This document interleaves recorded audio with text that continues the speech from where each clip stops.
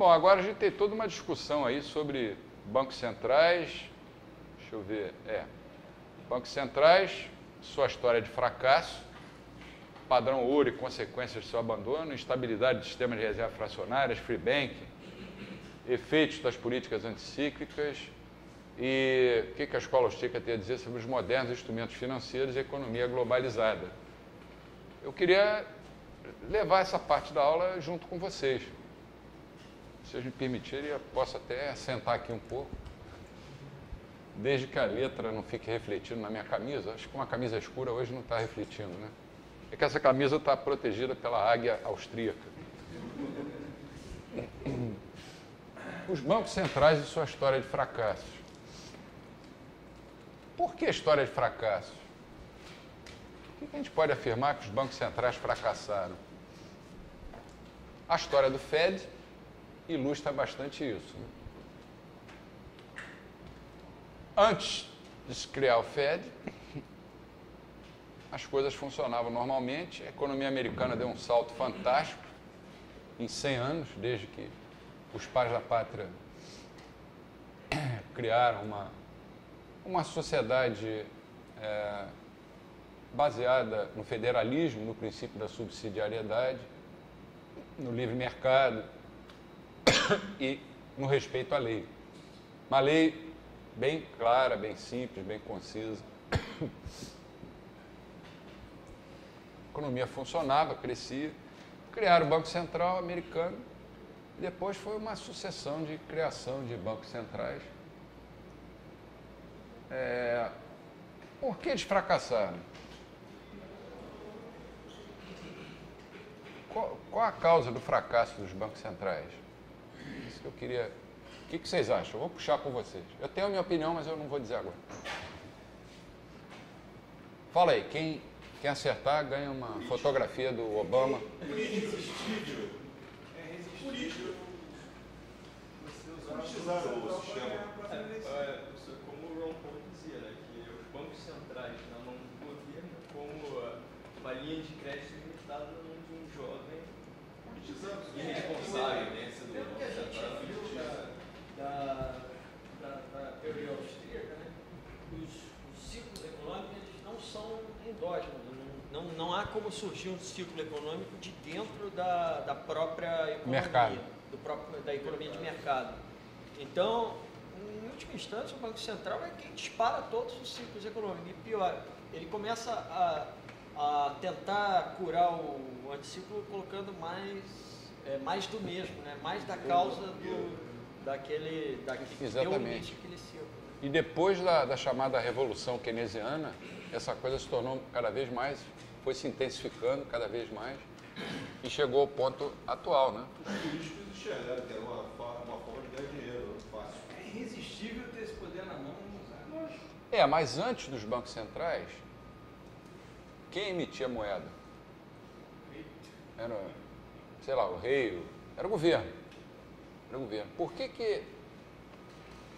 eles emitiam de uma maneira mais comedida? Na minha opinião, é porque eles estavam restritos ao regime do padrão ouro. Mas mesmo assim tinha aquela coisa, como é que eu me esqueci o termo, que era tirar a parte de metal da moeda. Mesmo assim, sempre houve essa tentativa de falsificar a moeda, de falsificar nesse sentido. No Brasil, quando Rui Barbosa foi ministro da Fazenda, ele dizem que foi um grande jurista. Eu não tenho capacidade para dizer se sim ou não, mas como ministro da Fazenda foi um desastre, porque ele criou o tal do encilhamento. Encilhamento, você pode escrever com C ou com S, que era simplesmente, na época era o Banco do Brasil. Isso foi na última década do século XIX, né? Houve uma emissão fantástica de moeda e houve uma explosão da inflação. Quem consertou foi o governo seguinte, Campos Salles, em que o ministro da Fazenda era Joaquim Murtinho, que era um médico, homeopata, por sinal, que fez uma política de arroxo, de aperto monetário e acabou com a inflação. Apesar de ser homeopata, ele deu um remédio pesado. Quem ganhou o Barbosa? Rui Barbosa na Fazenda. Na minha opinião, os bancos centrais fracassaram. Claro que você tem uma série de fatores. Primeiro, o abandono do padrão ouro. Segundo, porque com a criação dos bancos centrais, de uma maneira ou de outra, essas influências políticas passaram a ser mais fortes. Mais fortes. Agora você tinha lá um cara nomeado ou pelo presidente da República, ou sei lá por quem, que tinha um mandato, em alguns países, em outros nem isso, como no Brasil, né? Que, de certa forma, é subordinado ao rei. Então, por mais bem intencionado que seja o rei ou o presidente, ou a presidente, ele sempre vai sofrer uma influência política. O terceiro fator, para mim, é que eles passaram a ser muito condescendentes com o sistema de reservas fracionárias, permitindo em alguns países graus de alavancagem muito grandes. Se não houvesse bancos centrais e uma determinada empresa financeira, ou não financeira, se alavancasse demais, essa empresa iria quebrar, então ela não iria se alavancar. Mas quando tem um banco central, baixa lá uma resolução e diz, olha, a alavancagem pode ser até 4, 5 vezes. Aí você já atua com uma certa margem de, se alguma coisa der errado, o Banco Central vai lá e vai te bancar. Eu acho que o fracasso dos bancos centrais se acentuou a partir de 15 de agosto de 1971. A gente estava falando até no intervalo agora, quando o Richard Nixon abandonou o regime do padrão ouro. Foi concebido todo um sistema, depois da Segunda Guerra, em Bretton Woods, com taxas de câmbio fixas, em que o dólar continuava atrelado ao ouro, no regime do padrão ouro, e as outras moedas atreladas ao dólar. Para manter esse sistema, eles criaram instituições como, por exemplo, o Fundo Monetário Internacional, o Banco Mundial, para tentar gerir esse sistema. Em 1971, assim que terminou o regime do padrão ouro, o FMI perdeu sua própria razão de existência. Eles deviam ter extinto também o FMI naquela época. E o FMI passou a ser uma espécie de ONG, assistencialista, com uma diferença, né? Ele vinha para a nossa casa, dava consultoria para a gente e ainda dava dinheiro para a gente. Quando normalmente o consultor vem te dar consultoria, você paga para ele. Instituições como a ONU se transformaram em super ONGs. Qual a utilidade da ONU para o mundo hoje? Para mim é nenhuma. Inclusive já houve acusações de corrupção lá dentro na gestão anterior. Pior que nenhuma. Né? Pior que nenhuma. Se só não existisse, se limitasse a não fazer nada.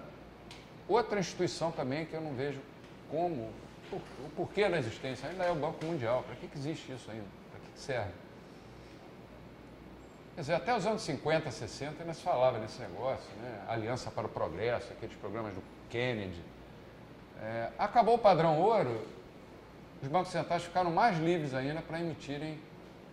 E você juntando isso com a teoria keynesiana e monetarista, que diz que os bancos centrais devem ser ativos, não vamos falar mal só do Keynes também, né? Os monetaristas também têm a sua parcela de culpa, apesar de defender o livre mercado. Agora, defende o livre mercado, mas aceita o monopólio da emissão de moeda.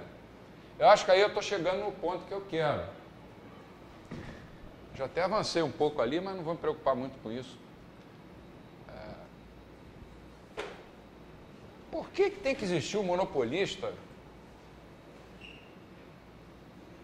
de moeda? Porque só uma instituição pode emitir moeda e ainda te obrigar a aceitar essa moeda. Mesmo que ele emita essa moeda muito mais do que deve e ela se desvaloriza. Qual a razão lógica para isso existir? Por que tem que ser o governo o emissor de moeda? Podia ser qualquer, até um comerciante. Hã? FED não é o governo. É. FED é um cartel dos bancos. Dos bancos. Os bancos acabaram capturando os bancos centrais, na linguagem, né, técnica aí, se diz, as agências reguladoras foram capturadas pelos... Quer dizer, na realidade, o monopólio da emissão de moeda é um mal e esse mal precisa ser extinto. Se reúne, sei lá, 10 economistas lá, da diretoria do Banco Central, qualquer país do mundo, e decidem qual vai ser a taxa de juros, qual vai ser a quantidade de moeda de crédito. Com base em quê? Com base em modelos econométricos que, como nós estudamos aqui no curso inteiro, para os austríacos simplesmente são inúteis. Porque o futuro não é só imprevisto, desconhecido. Ele é desconhecível. Você não pode conhecer o futuro. Como é que eu vou saber qual a quantidade de moeda certa que tem que circular no país, sei lá, no ano que vem? Inclusive o Mises, de inovação humana, ele diz que o modelo matemático tem que ser completamente descartado. Qualquer austríaco diz isso, né? Qualquer austríaco.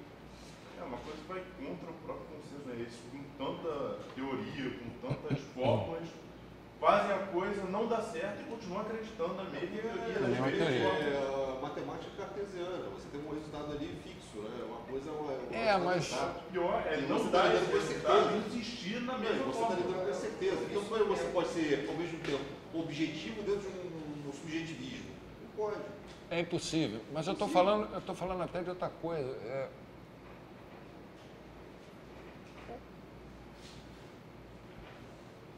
Como é que eu vou me expressar? As pessoas parecem acreditar que, tá bom, esse presidente do Banco Central é ruim, no país qualquer. Quando mudar a diretoria do Banco Central, vai entrar um cara bom lá e vai consertar tudo. Como acreditam também com políticos, né? Saiu o presidente fulano, entrou Beltrano, agora entrou a Cicrana, vai mudar. E as coisas não mudam. Tem alguma coisa de errado em termos institucionais, que vai muito além da teoria econômica. Quais são as soluções possíveis para essa? Eu acho que tudo deve começar. Voltar ao padrão ouro, atualmente, eu acho que seria uma coisa muito difícil de se viabilizar na prática. Embora os bancos centrais estejam comprando ouro mais do que nunca.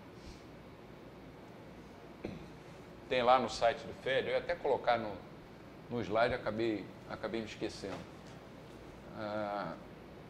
Voltar ao padrão ouro seria uma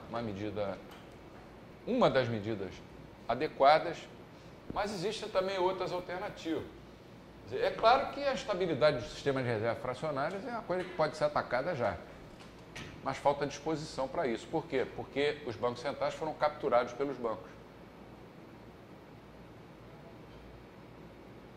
Se os caras mandam em você, como é que você vai impor a eles uma medida que vai contrariar os interesses deles?